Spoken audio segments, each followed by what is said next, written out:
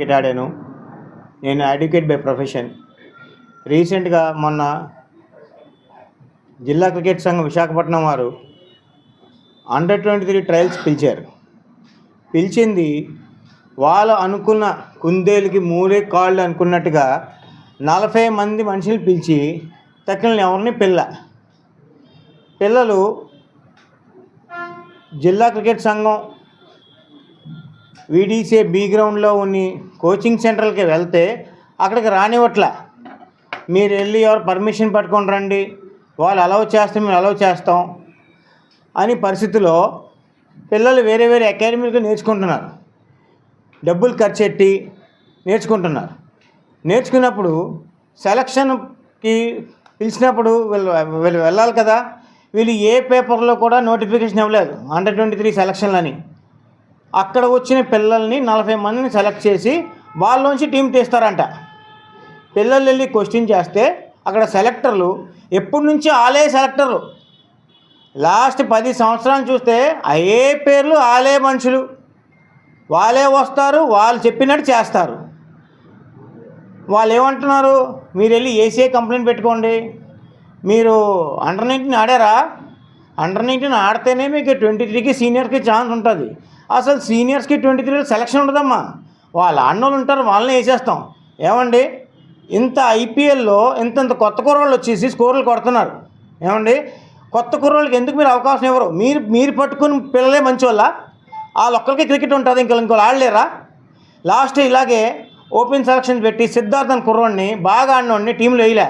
అప్పుడు కూడా నేను గొడవ చేస్తే సిద్ధార్థన్ కుర్రోడిని వేశారు. ఆ కుర్రోడు ఈరోజు ఆనిముత్యం బాగా ఆడుతున్నాడు. ఇయర్ కూడా వేశారు. అలాగా ఒక 100 మంది సెలక్షన్, ఓపెన్ సెలక్షన్ మీకు బాధ ఏంటి పెట్టడానికి? ఓపెన్ సెలక్షన్స్ ఎందుకు? మీరు సెలక్షన్ ఎలా పెడుతున్నారు? మీకు రైటర్ ఇచ్చారు, ఇదన్నీ తప్పు కాదా? ఏసీఐ అధికారులు ఏం చేస్తున్నారు? ఏసీఐ సెక్రటరీ ఏం చేస్తున్నారు? వీడీసీఐ మీద స్టే ఉన్నప్పుడు మీరు వాళ్ళ టీంని ఎలా అలో చేస్తున్నారు ఆడడానికి? ఈ సెలక్షన్ ఎలా అలో చేస్తున్నారు? ఇది మేము ఖండిస్తున్నాం. పిలిస్తే అందరినీ పిలండి. యూనివర్సిటీ అని పిల్లలు ఉన్నారు, బయట నుంచి డబ్బులు పెట్టి ఖర్చు పెట్టుకొని క్రికెట్ని ఒక ప్రొఫెషనల్ వేలో ఆడిన ఉన్నారు, క్రికెట్ని ప్రొఫెషన్ చేసుకుని ఉన్నారు. వాళ్ళు మీరు ఎందుకు అవకాశం ఇవ్వట్లేదు? ఇది ఫండమెంటల్ రైటుకి అగెయిన్స్ట్గా చేస్తున్నారు. ఆర్టికల్ 14 ఏమంటుంది? రైట్ టు ఈక్వాలిటీ అంటుంది. అంటే మీరు ఉన్న మనుషులకే ఇస్తారా? ఇంకోళ్ళకి ఈక్వాలిటీ లేదా? వాళ్ళు ఆడకూడదా? ఎందుకు ఆడకూడదు? మీరు సెలక్షన్ పెట్టండి. ఆ ఆట మీకు నచ్చపోతే తీసేయండి. పెట్టకుండా మీరు అనుకున్న మనుషులు ఆడుతుంటే ఎలాగవుద్ది? అవ్వదు, కుదరదు. ఆర్టికల్ 21 ఏముంటుంది? రైట్ టు ప్రొఫెషన్ అంటుంది.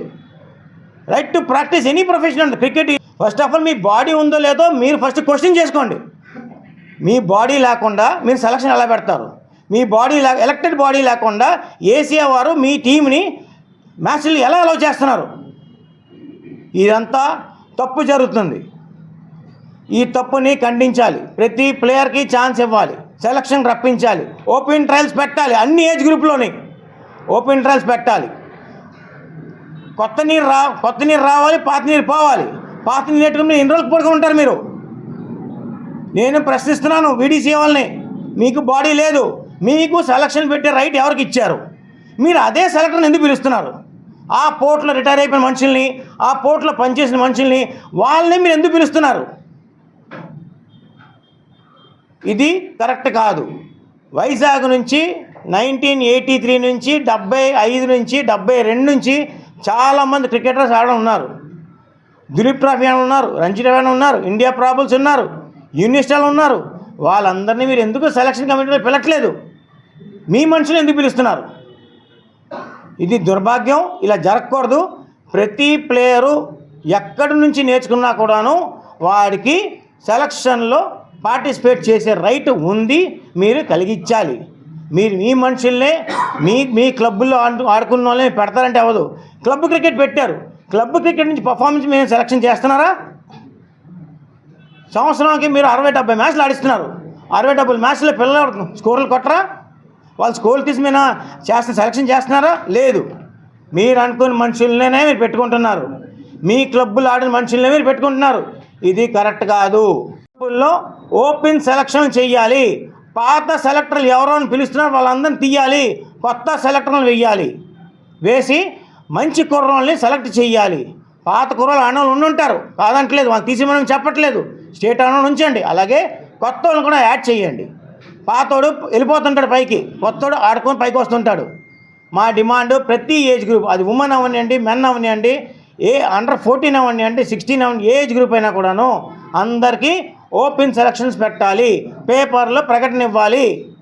ఇచ్చిన తర్వాతే సెలక్షన్ క్వాలిఫై చేయాలి.